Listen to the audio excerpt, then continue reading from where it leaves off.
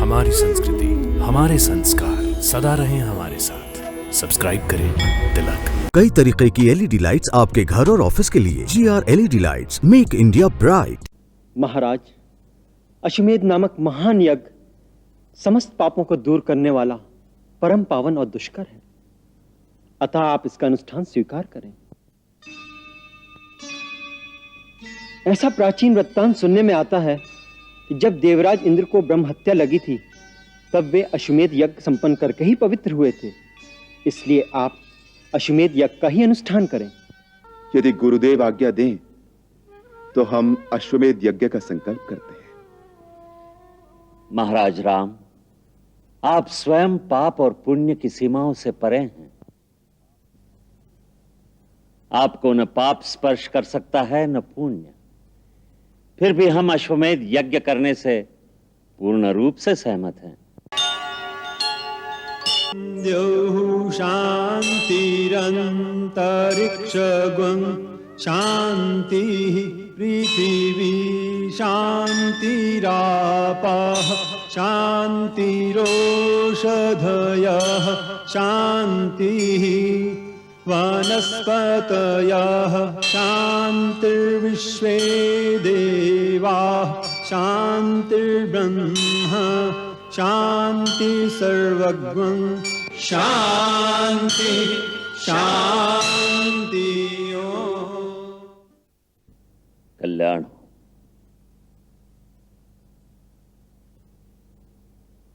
महाराज राम, आज आपके जन्म दिवस पर मैं आपका ऋत्विज वशिष्ठ चारों दिशाओं के समस्त ऋषियों की ओर से आशीर्वाद देता हूं कि आपका सर्वदा कल्याण हो। आप स्वयं मूर्तिमान धर्म हैं, अतः जहां भी आपके नाम का उच्चारण हो वहां धर्म की वृद्धि हो।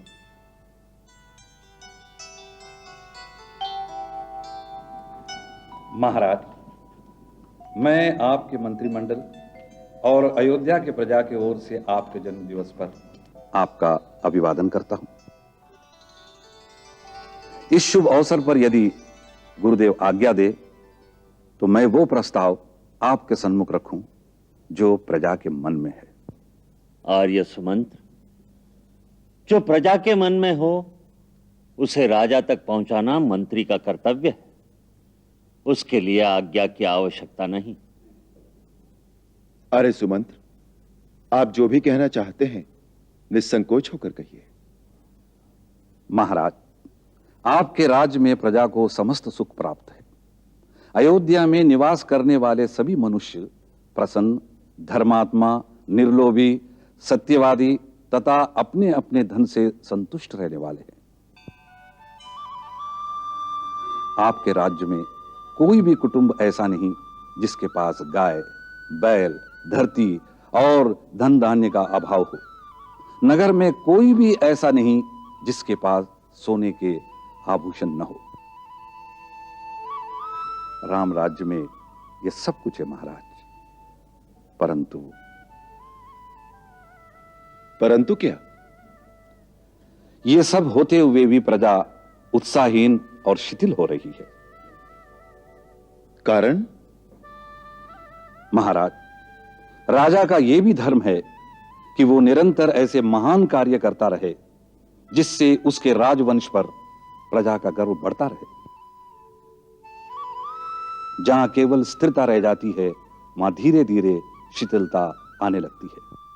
जीवन और प्रगति के लिए उल्लास आवश्यक है। उल्लास का प्रतीक है उत्सव। जिस राज्य में कोई उत्सव नहीं होता उस राज्य में प्रजाजनों के हृदय बुझे बुझे से रहते हैं। अतः प्रजा का मनोबल बढ़ाने के लिए उत्सवों का होना आवश्यक है। इसीलिए आपके वंश में सदा राजाओं ने समय समय पर दिग्विजय आदि महान कार्य किए हैं, कई प्रकार के यज्ञ किए हैं।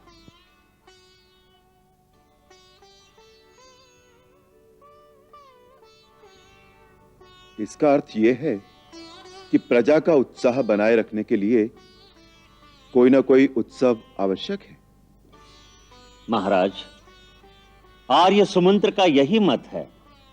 हम भी उनसे पूर्णतया सहमत हैं।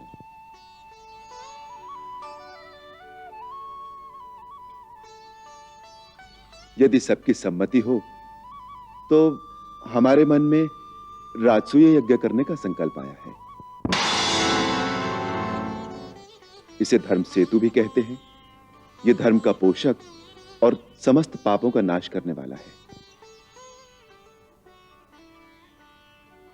इसमें राजा का शाश्वत धर्म प्रतिष्ठित है। अतः यही राजधर्म की चरम सीमा है। जो भी राजा इसे करे वो अक्षय यश का भागी होगा। महाराज,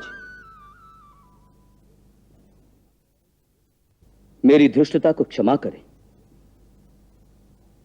परंतु मेरे विचार में आपको ऐसे यज्ञ की आवश्यकता नहीं है।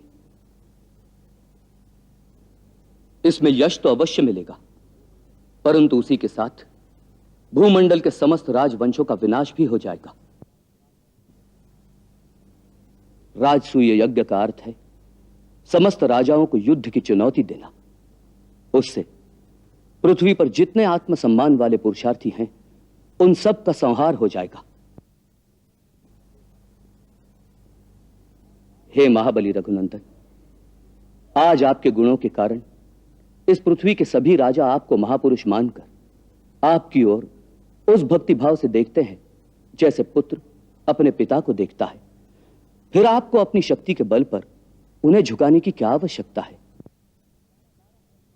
हे पुरुष सिंह, सारा संसार तो वैसे ही आपके वश में है। आपको ऐसे यज्ञ की आवश्यकता नहीं।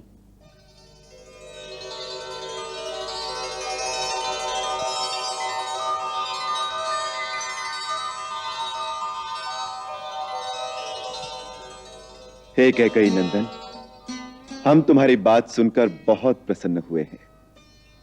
शास्त्र कहता है यदि बालक की कही हुई बात अच्छी हो तो उसे ग्रहण करना चाहिए।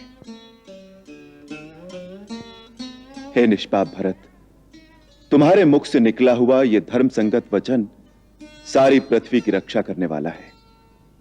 अतः इस उत्तम यज्ञ की ओर से हम अपने मन को हटा लेते हैं। हे रघुकुल नंदन,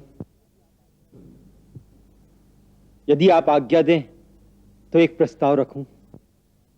कहो। महाराज, अश्वमेध नामक महान यज्ञ समस्त पापों को दूर करने वाला परम पावन और दुष्कर है। अतः आप इसका अनुष्ठान स्वीकार करें। ऐसा प्राचीन वृत्तांत सुनने में आता है कि जब देवराज इंद्र को ब्रह्म हत्या लगी थी तब वे अश्वमेध यज्ञ संपन्न करके ही पवित्र हुए थे। इसलिए आप अश्वमेध यज्ञ का ही अनुष्ठान करें।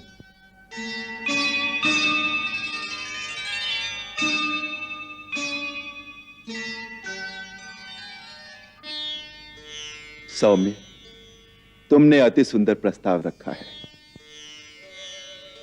पूर्व काल में राजा इल जब भगवान शंकर के श्राप से स्त्री बन गए थे तो अश्वमेध यज्ञ का अनुष्ठान करके ही उन्होंने पुनः पुरुषत्व को प्राप्त किया था। इसी यज्ञ के द्वारा इंद्र भी ब्रह्म हत्या के पाश से मुक्त हुए थे।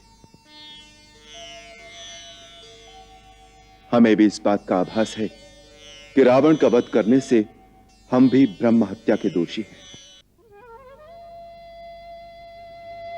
सुना है कि कुंभोदर ऋषि ने हमारे अन्न भंडार से इसलिए अन्न लेना स्वीकार नहीं किया क्योंकि हमने अभी तक ब्रह्म हत्या का प्रायश्चित नहीं किया है।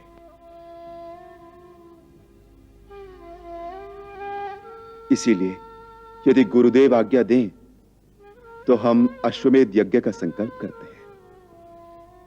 महाराज राम, आप स्वयं पाप और पुण्य की सीमाओं से परे हैं। आपको न पाप स्पर्श कर सकता है न पुण्य। फिर भी हम अश्वमेध यज्ञ करने से पूर्ण रूप से सहमत हैं।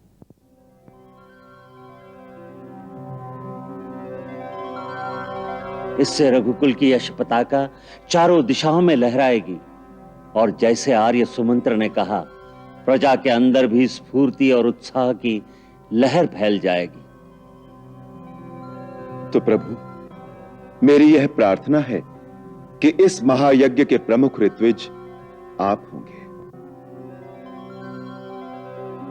मुनिवर, आप शास्त्र विधि के अनुसार मेरा यज्ञ कराइए और इस यज्ञ के अंगभूत अश्व संचारण आदि में ब्रह्म राक्षस आदि जिस प्रकार विघ्न न डाल सकें, वैसा उपाय कीजिए।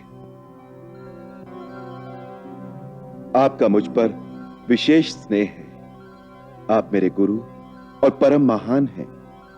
इस यज्ञ के भार को आप ही वहन कर सकते हैं।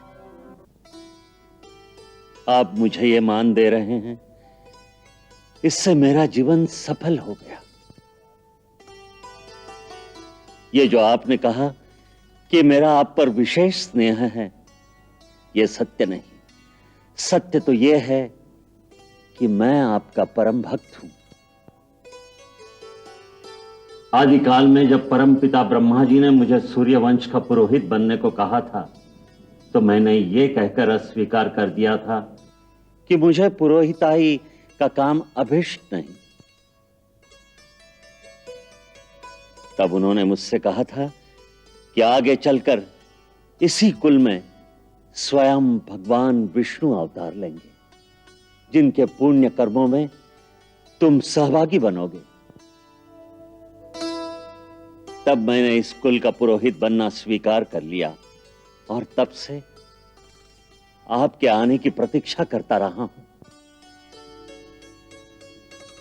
आज आपने इस महान पुण्यकारक यज्ञ में मुझे ऋत्विज कार्य सौंपकर मानो मेरी सहस्रों वर्ष की प्रतीक्षा का ऐसा फल मुझे प्रदान कर दिया जो मुझे कई जन्मों की तपस्या से भी प्राप्त नहीं हो सकता था।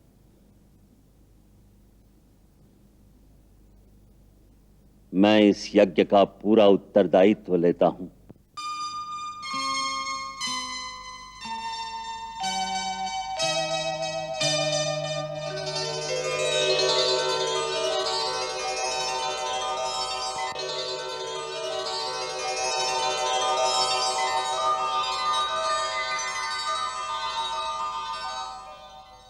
यह यज्ञ ऐसा होना चाहिए जैसा इंद्र, वरुण और चंद्रमा के यहां भी ना हुआ हो।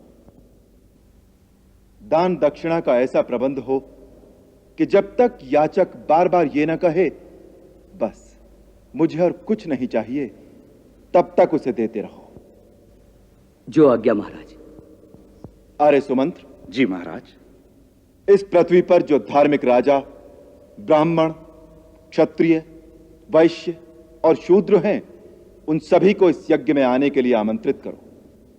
हमारे राज्य से जो धर्मनिष्ठ ब्राह्मण दूसरे राज्यों में चले गए हैं, उन्हें और समस्त तपोधन ऋषियों तथा अन्य अन्य राज्यों में रहने वाले समस्त ब्रह्म ऋषियों को भी आमंत्रित कीजिए।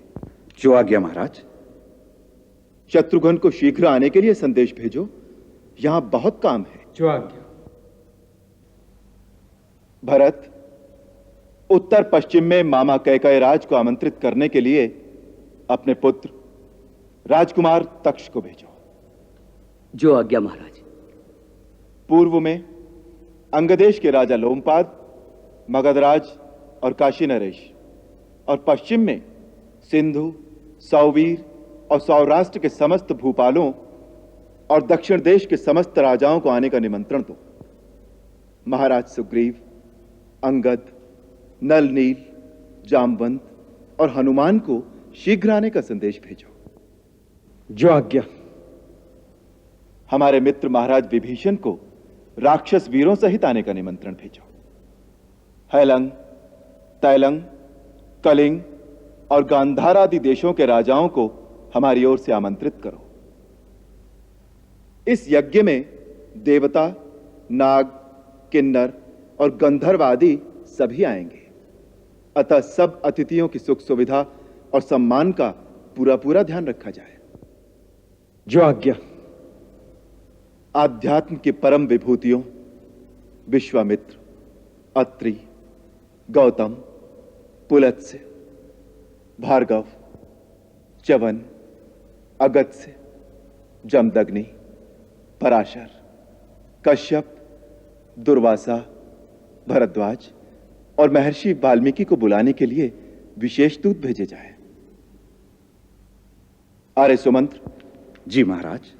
महाराज जनक को आमंत्रित करने के लिए हमें स्वयं उनकी सेवा में उपस्थित होना चाहिए था, परंतु गुरुदेव का आदेश है कि हमें इस समय अयोध्या से बाहर नहीं जाना चाहिए।